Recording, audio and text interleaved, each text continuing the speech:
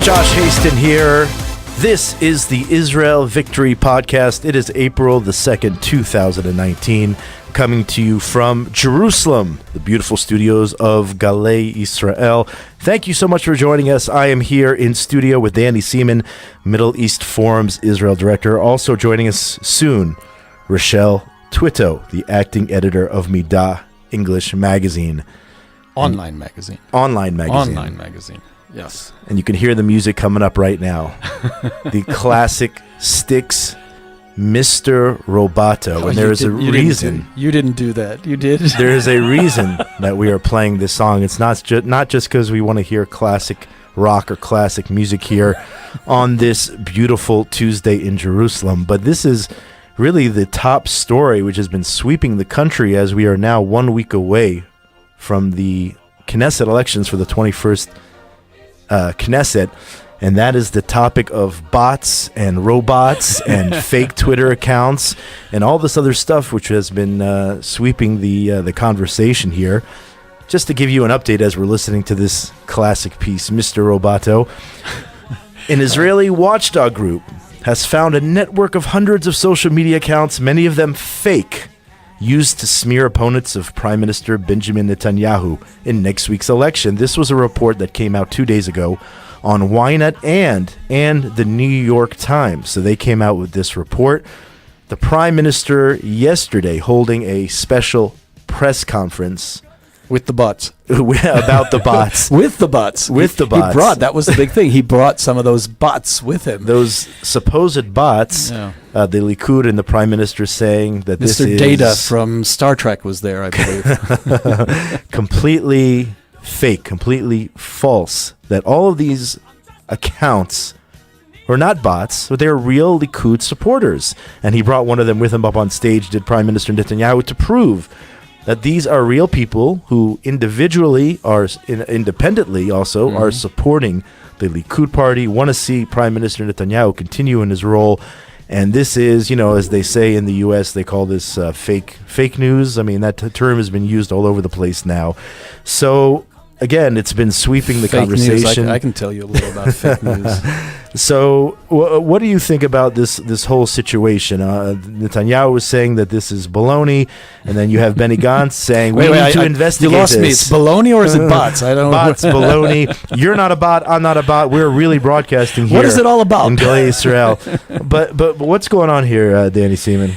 What can I tell you? If I ever write my book, my time when I was the director of the government press office in Israel, the book it has a title.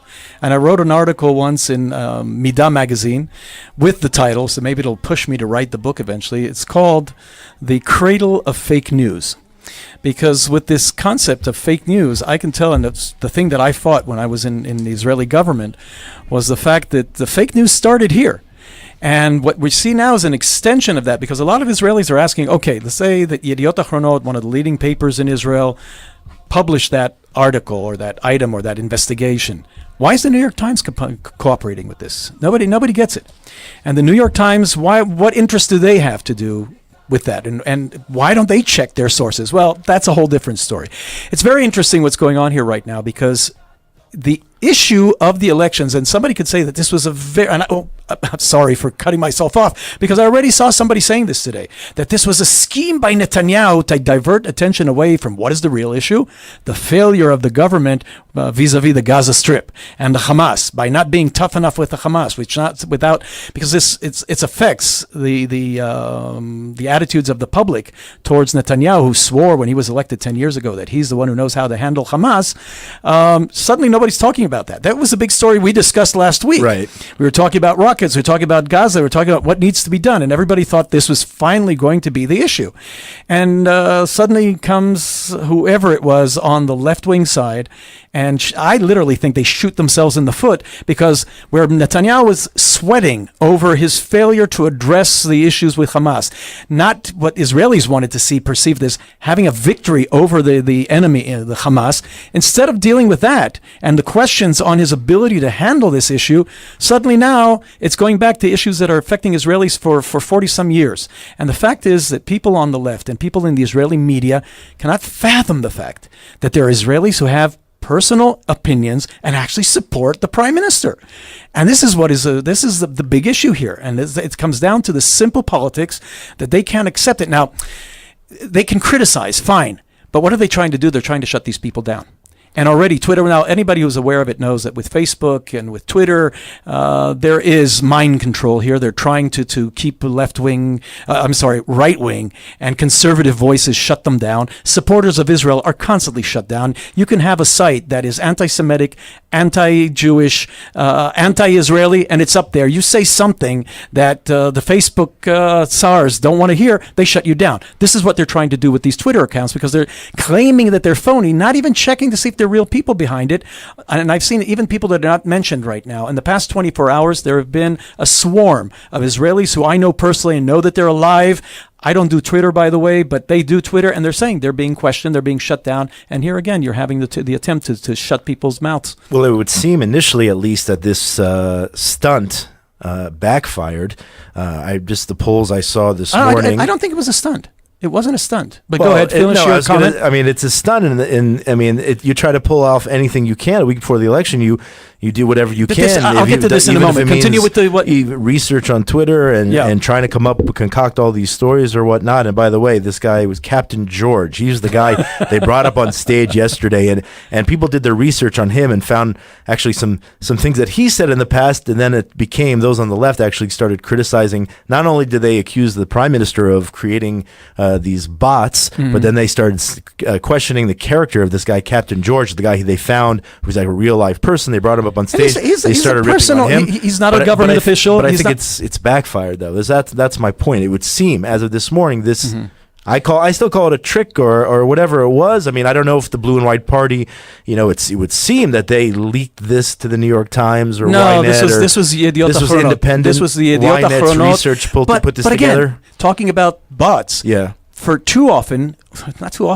Consistently for the past 40 years here in Israel, we've been dealing with a media that has taken a political position against the right wing, against the acting governments of Menachem Begin, of Yitzhak Shamir, of Bibi Netanyahu, of Sharon until he wanted to do the withdrawal from Gaza. Anytime a prime minister showed backbone, showed the consistency of standing up for the state of Israel, the left wing in Israel were not pleased about it because they have their concept of what Israel should be doing with the Arabs, basically concessions, all these things that have failed, and they continue. It's amazing. We call ourselves the startup nation, and we admire the fact that we're such an advanced country, yet many of our politicians and military people are stuck on this issue of the failed Oslo process. We have to continue. We have to find ways to pacifying the Arabs by giving them more. And this affects and this damages Israel's interests when it comes down to it. So for many years, the mainstream media have been politically active in favor of certain politicians. They can't accept the fact that now with the social media, where the people have a voice, they're expressing their opinions. And this is what this is about. It wasn't a tactic. Every time you have the people, unfortunately, I say that the condescending attitude that they know better, they know what is good, and the democracy has a fault that people actually vote, and they don't vote according to what these intellectuals, these liberals, they want, and they want to see a strong Israel. They want to see a victorious Israel. And they can't accept it, and they keep trying to shut them down. In the past, it was not letting them appear in the media. It was ridiculing them.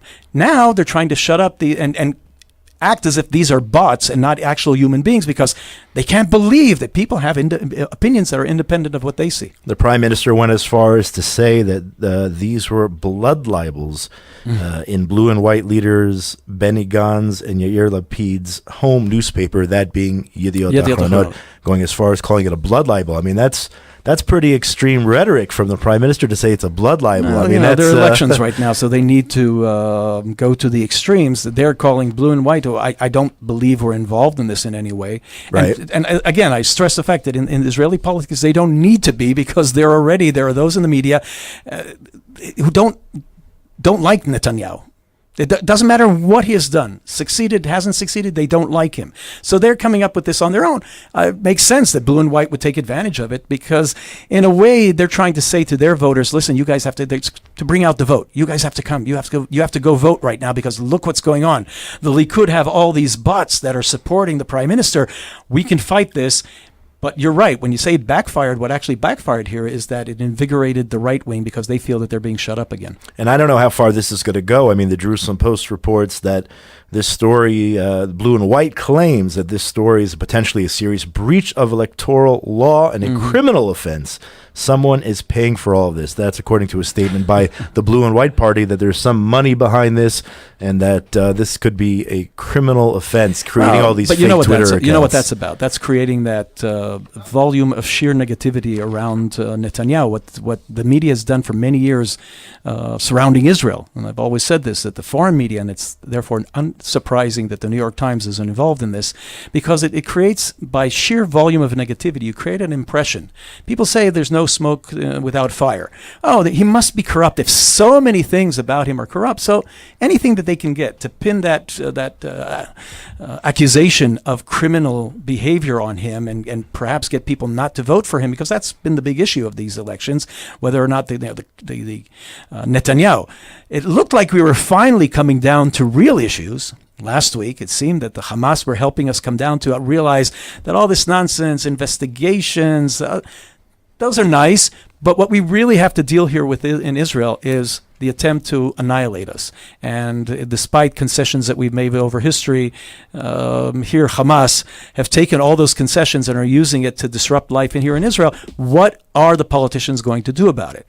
And instead of this being the question this week, a week before the elections, now we're dealing with this nonsense about bots and not bots. It's pretty amazing that literally a week ago we were talking about being on the brink of war. We had the tanks right outside of Gaza, and now we have friends who were called up. To reservists called up, regular soldiers who were sent down to the south, and the media were interviewing people in the south of Israel and asking them, "What do you want the government of Israel to do? We want them to go all out. We want them to finish this. We want them to put an end. We want them to make the Hamas understand that they can't continue with this violence against Israel."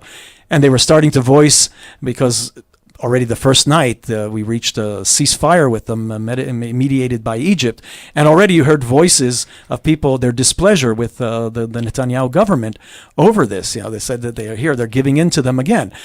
This was going to be the issue. Right, but now we have the exact opposite. When it comes to what's going on with Hamas, we've now expanded the fishing zones outside of Gaza. We've opened the Kerem Shalom crossing. Goods are flowing into Gaza just like they were. And we've had, over the last couple of days, we have had a few rockets being fired into Israel. And now, last week, when it was Hamas firing on the center of the country, and then before that on Tel Aviv, and last week on a moshav, by mistake. But now the excuse is Hamas is saying it's not us, it's Islamic Jihad. It's a different terror organization. Israel, of course, says, no, Hamas, you're in control of Gaza.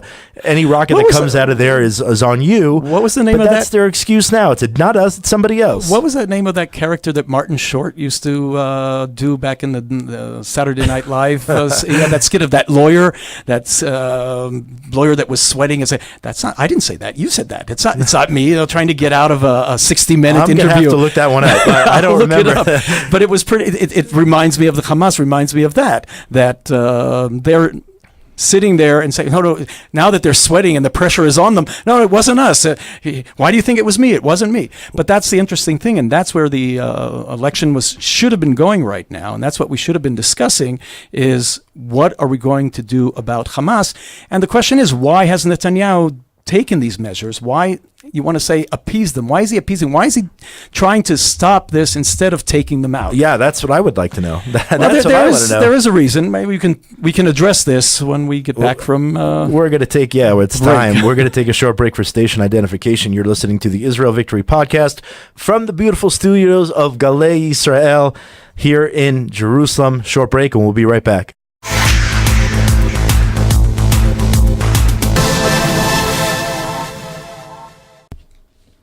And we are back. Josh Hasten here from Jerusalem. This is the Israel Victory Podcast. Thanks so much for joining us. It is April the 2nd, 2019 from the beautiful studios of Galei Israel Radio.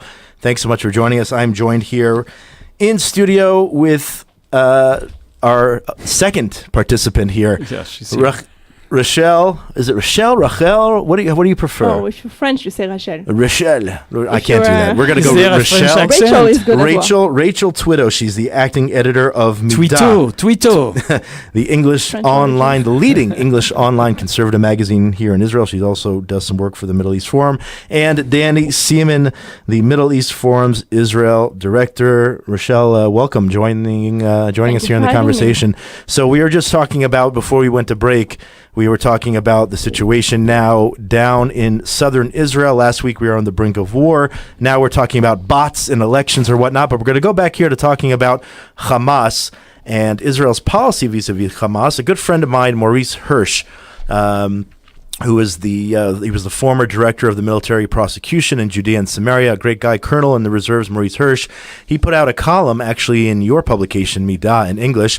The title is "It's Time to Kill Terrorists," and he takes to task the current government policy and what happened last week with Israel bombing different Hamas targets down in Gaza, empty buildings and whatnot. And he says the following, quote, "Israel's response reflects a sad and worrying reality.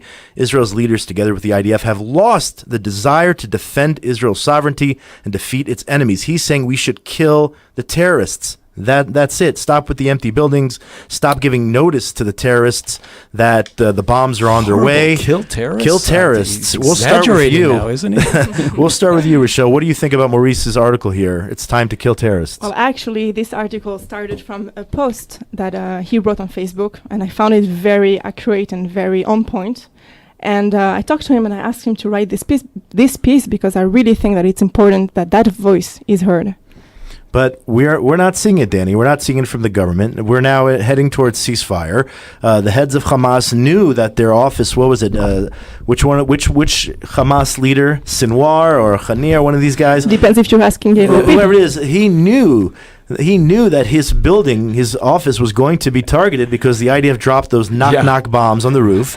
And if he was in the building, now the Israeli government have turned it into a real joke. That instead of being a knock joke, now the actual knock is a joke because you're letting them know, hello, terrorists. Mm-hmm. Why don't you run away? And they don't run away. They just walk to another building. I understand that Israel is the most moral army in the world. I hate that. I understand that. I hate using that. Said, even when I was with the IDF spokesman's unit, I used to say, stop saying that. I think it's immoral to let the terrorists know that you're going to target that building. I understand if there's civilians in the area. You want to let the civilians know.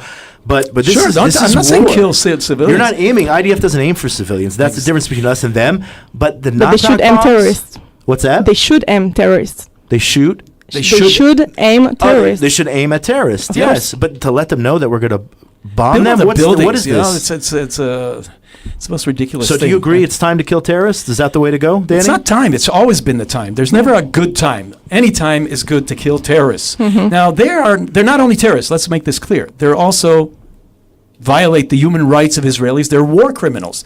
Every one of their missiles, whether by mistake or not, and the international law does not discriminate between by fact or not. Their missiles are aimed. By the fact that they're aiming their missiles at civilian population centers, they're committing a war crime itself. A double war crime because they're hiding behind their own civilians and they're hiding exactly. Human shields. It is a double crime against humanity. You don't hear that. You don't hear that. The New York Times had time today or yesterday to publish this ridiculous article from that we just spoke about from Yediot Ahronot about Israeli bots, and The Economist, which has a smear campaign against Netanyahu, calling him King Netanyahu. Everybody joining in with the campaign against the government of Israel.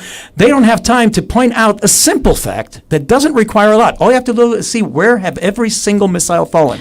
You know what bothers me?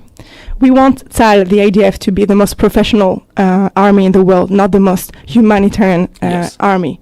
And we tend to forget and blend this to terminology, and it's wrong. Because yes, the IDF is humanitarian army is the most humane, moral. But the army is here to conquer and to be victorious and to win the war. And we tend to forget that here in Israel. Yeah, we definitely need that victory. It was, by the way, it was Ismail Hania's office there, and Maurice Hirsch goes on in the article to say, if Hamas knew that in return for every cross-border explosive launched, 50 or 100 of its members would be targeted, there is no question they would think twice before ordering or approving an attack on Israel. Sure. We're talking about creating a deterrence. I disagree with Why? Because you don't need to kill 100. You don't need to kill 50. You need to kill one and then the other and the third. And by that time, the fourth guy will say, and I go back to what happened during the Palestinian violence of the year of 2000 to 2004. How did it finally end? All the buses exploding and the restaurants. When did this end? When we started targeting their leaders. When we took out their top leader, the guy in the wheelchair, what was his name? May his name be forgotten. And he Yassine was taken out. It was easy for me to get out of that, not remember his name by saying they forget his memory.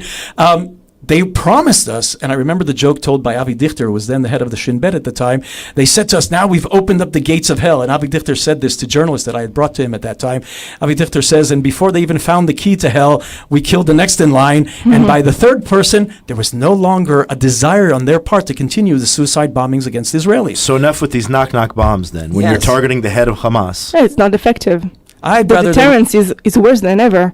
And it keeps being worse. I don't get it. I don't get it. And I still don't get why we spoke about this before the break, why we are allowing the humanitarian aid. Why doesn't Egypt provide humanitarian aid? If they're their brothers, they're the Arab brothers living in Gaza. They're brothers only when it's convenient. We are just enabling Hamas because, number one, we're giving them fuel. They're taking the fuel, not giving it to their people. They're using it for the rockets, firing upon us. And yet somehow they're taking the money. And the money and the rockets and whatever supplies, and they're smuggling within the things we give. Within the humanitarian aid, they're still smuggling other... By the way, I blame Europeans for this as well because they're giving more aid to the Palestinians that was given to Europe post-World War II. After World War II, there was the Marshall Plan. More money has gone to the Palestinians in the past, since Oslo, in the past 25 years than went into Europe after World War II. And what have they done with it? Nothing. All they use it is to continue their battle against the state of Israel. Instead of the Europeans, the Americans started doing this. The Trump administration started making it clear there's a price to pay. We no longer can accept that. We don't treat them with this subtle racism of lower expectations. Danny, you know what bothers me the most is the fact that we don't hear what's going on here in Gaza lately. There is voices within the Gazan people that want Hamas to get out. It's not only voices, they're in the streets. They're tired. They live in hell. And it's not because of Israel, by the way. It's because of their own government. That is why I think we should support these people. We should support them and not support we should push them. Hamas. We should push them even more. Encourage them to rise up against Hamas. Exactly. But you know, you have to encourage them. To encourage them, you have to be hard with them. You have to be strong at first. Exactly. To be kind. You have to be strong at first, and that means stop enabling them, stop giving them all of this aid. Because Hamas let them keeps realize using that, us. Yeah, exactly. That Hamas is to blame. To divert attention. And let them keep going out into the streets. Unfortunately, it's always working. That's what they try to do on a more global scale with the Arab Spring. Right, and that's what Hamas is afraid of, and that's why they launch rockets to divert the attention away from the fact that their people are protesting. But isn't it amazing that these Europeans are all for the people and for the power to the people, when the people in the Arab world, in Iran, and now in the Palestinian Authority, and under Hamas control, were standing up against oppression, being oppressed by their own leaders. I'm a French, right? You know that I'm a French. Yeah. Maybe you can hear it from my accent. And I can say that the word double standard. Double standard? Yes, I did it on purpose.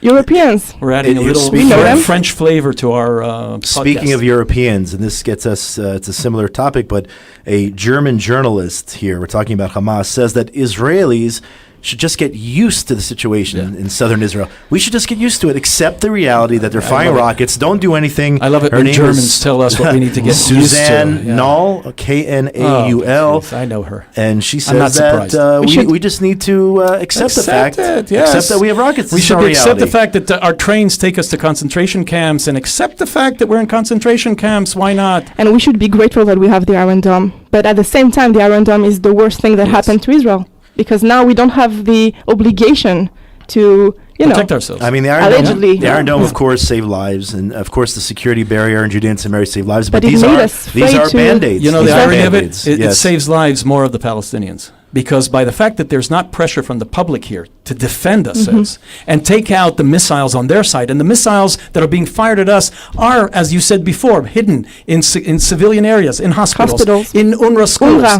In UNRWA schools. It's been proven already. The missiles are being hidden there. Instead of taking these out, and this would cause, unfortunately, the Hamas would cause the death, and that's what they want. They're hoping, because they know that there'll be people like Suzanne Knoll will condemn Israel for defending itself by taking out these missiles, and that's what they're trying to create. So you're asking, why is Netanyahu trying to prevent this from happening? Because he wants the elections to be focused on what Israelis want, and not the international pressure, and not having our soldiers being called up and reserves. And it would cost us lives to have to go in there, ours and theirs. So I wish we could keep that line, but eventually after the elections as well. Well, eventually it's going to erupt. And we're going to get back to the elections in a second. But as you know, the pullout from Gaza in 2005 created a separation between Jews on one side and Arabs living in Gaza on the other. And you see the situation we have today. Nevertheless, people tell us that we have to stop with the occupation. We've stopped. There is no occupation in Gaza. Then it doesn't matter. I'll tell you a story. I met a few years ago a former ambassador from the EU here in Israel, and he said, "You did wrong by leaving Gaza." And I was like, "What?" Nevertheless, it was you wanted that. No, it was a unilateral decision. It's wrong. So it doesn't matter what happens. We'll always be wrong. So we should. With the Palestinian Authority, that was a joint decision. They still don't. And the more we'll be, strong, right and strong, and follow our truth. We will achieve our goals. But that's not what the Blue and White Party is saying, and we're going to go to break here in just a second. The Blue and White Party is saying we need separation. Even if it's not unilateral, we should still separate, maybe in coordination, but that is their policy. And again, we need to have a partner for that. We saw what happened in Gaza when we pulled out, and they make excuses that it was because it was unilateral, and we're going to get back into that Blue and White Party when we come back from break. You're listening to the number 2 Israel Victory podcast here on Galei Israel. We're going to take a short break for station identification. Come right back.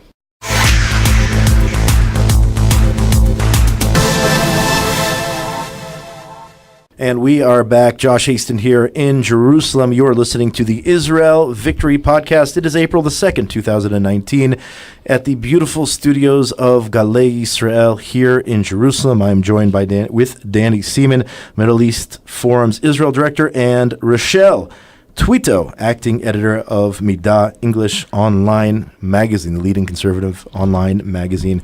You can find it in Hebrew as well. She also works with the Middle East Forum as well. Now, we are short on time here. This is our last segment here, but I want to go back. It is exactly a week before elections. Things are getting heated up. And the Blue and White Party, which we mentioned just before the break. This article from my good friend Gil Hoffman of the J Post. Oh, Gil, our good buddy from the old station. He says the following: Yair Lapid, who's with the Blue and White Party, tells the Jerusalem Post that world leaders want Netanyahu to go. The international community is sick of Prime Minister Netanyahu and wants the Blue and White Party to form the next government. The party's number 2 candidate, Yair Lapid, told the J Post in an interview in Tel Aviv on Sunday. So I'll just start by saying that even if Lapid says the world leaders are tired of Netanyahu, it's ironic that driving here today, I saw all of the Brazilian flags hanging on the street posts throughout the city of Jerusalem, and I saw the entourage of the new president or prime minister there of Brazil? President. Who's now visiting the country. He's now here. So he's apparently not sick of Netanyahu since they're meeting. But what do you think about Lapid saying world leaders have had enough? I don't want to get into the issue of the political aspect of it. Why? It's a week before the elections. You got to get political. Exactly. But look, first off, who cares what the international community thinks? They don't like it when Israelis are tough. They don't like it when Israelis are strong. And this government has been strong, has brought Israel to, regardless of whether you support Netanyahu or not, you can't deny the facts. The Jewish people in its entire history has never never dreamt that we would be at the situation that we are today. We are one of the strongest countries in the world. We are this country with the smallest population that is in the top 10 of leading countries on almost every aspect. We're leading in technology, in biotechnology, in high tech, in medicine. Even though people complain about the hospitals here, we're one of the leading countries with that. We've succeeded in creating a situation, though we've been told that if we don't make concessions and don't cede to the Palestinians and have negotiations with the Palestinians, Israel's international standing will be affected.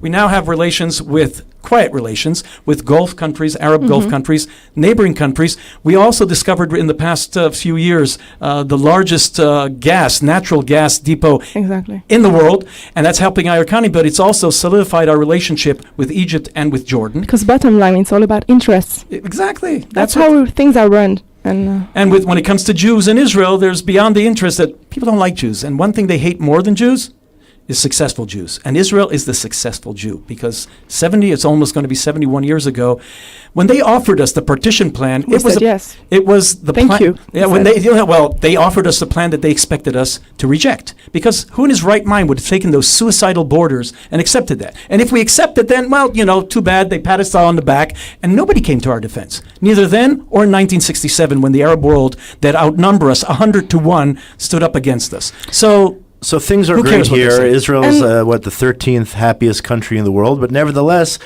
Yair Lapid says many of the world leaders I'm in touch with desperately want Netanyahu to go, despite the fact that we have all these accomplishments. We are in election time, 1 week before, so obviously. Who's he talking to, though? Which world leaders do you think is he just making this up? Is he speaking? Who's he speaking to? Well, the thing is that, like Danny said, Israel right now is at a great point and a great standing, and it bothers people. It bothers world leaders. And obviously, we are in election time. Europeans. I was going to say Europeans. I'm sure want Bibi to go. I'm sure my Paul. And there are also Jews in the U.S. I see who are adamant that they want the prime minister to go for many reasons, which they claim. Well, unlike the French, they have what to do. They can move here and vote in the elections. They're more than welcome to move to Israel and affect the elections here.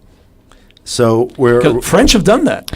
French have done that. V15, I think, right? They participated in that. I say the French have moved to Israel.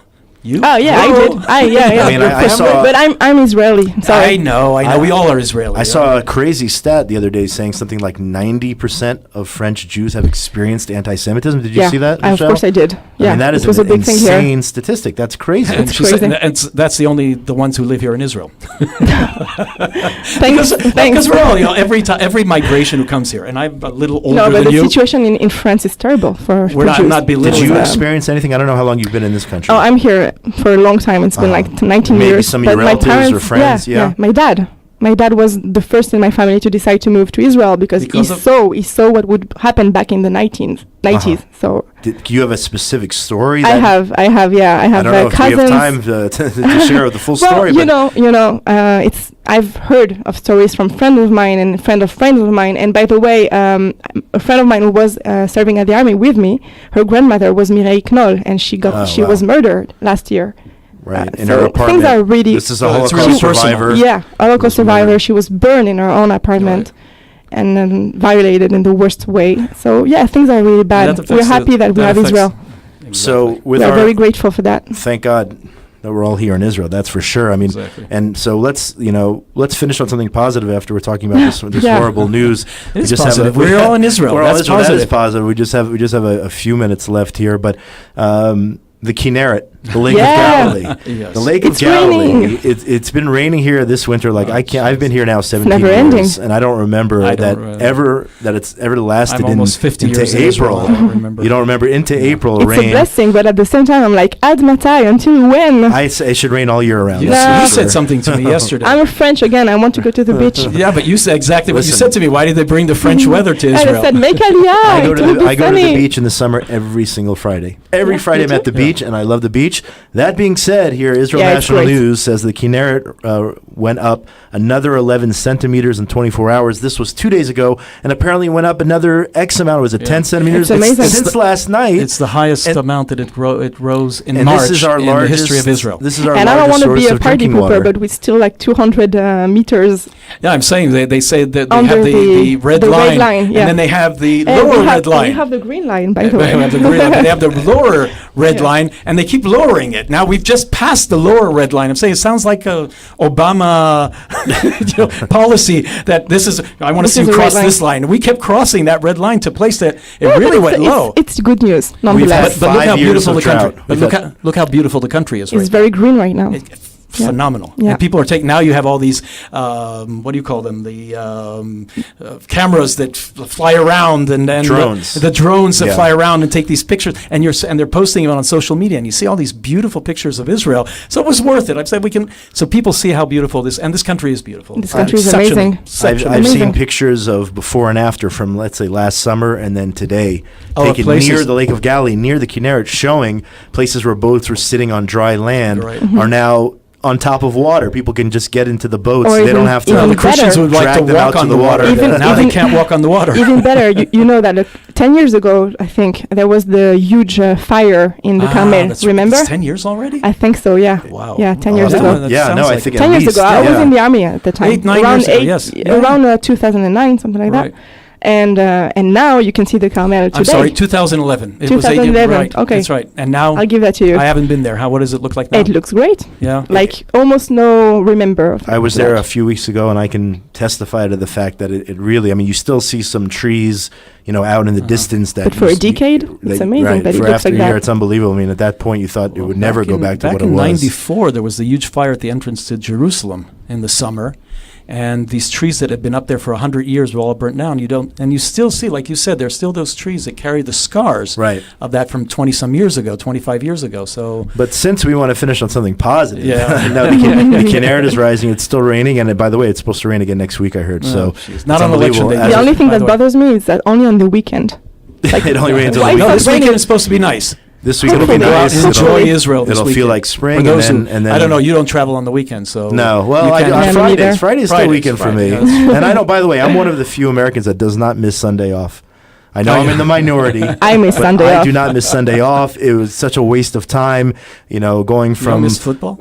I watch on. football. I watch Come football on. here. We can watch it. Sunday nights. We can I watch watch it. it That's Sunday right. nights. That's I watch right. much more here than I did back there. I started watching baseball. I know that we are Zionists, but let's have a limit here. No, I Sunday. Come on. But here, a final question here is we're running out of Yeah. time. What Who's do you- going to win? Who's other going to than- win the baseball? No, World no, Series? no. But elections. I mean, what are Yeah. you going to do election day after you vote or before you vote? Are you going to go explore the country? What are you going to do on election day? For fun. I mean, it's a day off. It's one It's of a the day rare off. days off in the middle of the year. Well, I don't know. You don't know. Well, here. I don't know. See, you don't have kids. I have Yeah. 4 kids. We But I'm have to gonna make sleep. plans already. I'm going to sleep, I so think. you're going to sleep. We can't sleep. So my wife and I were taking the kids to see us vote, and Maybe I'll go to the beach. I'd rather they not see what my wife votes because she and I disagree. So I'm taking them in with me so they know to vote correctly. Correctly.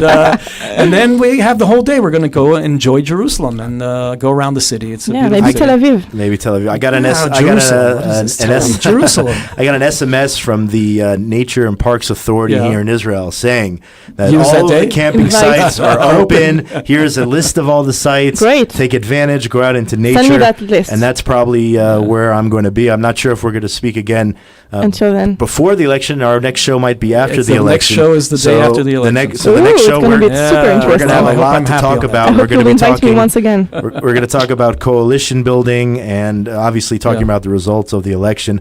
But that's going to do it for today's show for April the 2nd, 2019. You've been listening to the Israel Victory Podcast from the beautiful studios of Galei Israel here in Jerusalem. Thank you very much to Rochelle Touitou Thank you. for her maiden appearance on the program. Danny Seaman, who's been on the show here and there a few times. A big shout out to our engineer, Michael, for all the hard work he's doing to make sure that our sound is spectacular. My name is Josh Hasten here in Jerusalem. Make sure you catch the full podcast if you missed any of it on SoundCloud, and I'm sure we're going to share it on all our social medias. So thanks so much for joining us. Happy voting, Israel, and we'll talk again after the election. Signing out from beautiful Jerusalem. Have a Shalom, great week, shalom. everybody.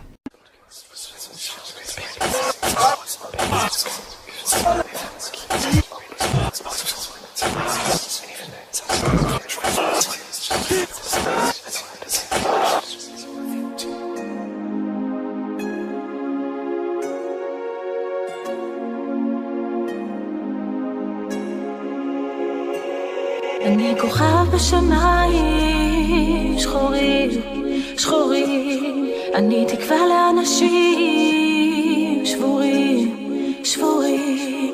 בסוף יום מייאש חיבוק מנחם, אני אריה, אני האש, אני לוחם, אני אור בשמיים שחורים, שחורים.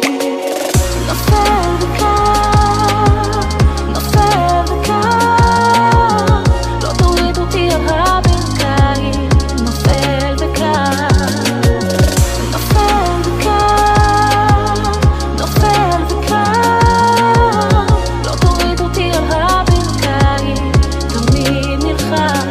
הציוני האחרון חוזר בלב מלא תקווה, עומד איתן, עומד חזק, עומד זקוף בגאווה, הלוחם האלמוני, אבל כולם יודעים את שמי, אני ההוא שלא ויתר ולא מוותר פה על כבודי, האריה האגדי, המגן היהודי, ואם אני הרוב אז איך אני הקיצוני? הטיפת הדם האחרונה, כיפת הדם ואמונה, מהגנה להתקפה כמו כרית, הוא לא ציפה, לאט לאט טיפה טיפה אגרוף אגרוף, ביתה ביתה עומד חזק, עומד איתן עם ראש מורם, אין חרטה, לא מתנצל, לא מתחרט, לא מתחנף, לא מרחם, כי מה שלא הורג הופך אותך ללוחם, אמן. כוכב בשמיים שחורים, שחורים, אני תקווה לאנשים שבורים, שבורים.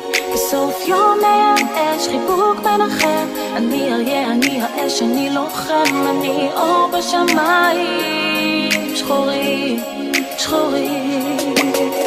נופל וקר, נופל וקר, לא תוריד אותי על הברכיים, נופל וקר, נופל וקר, נופל וקר, לא תוריד אותי על הברכיים, תמיד נלחם.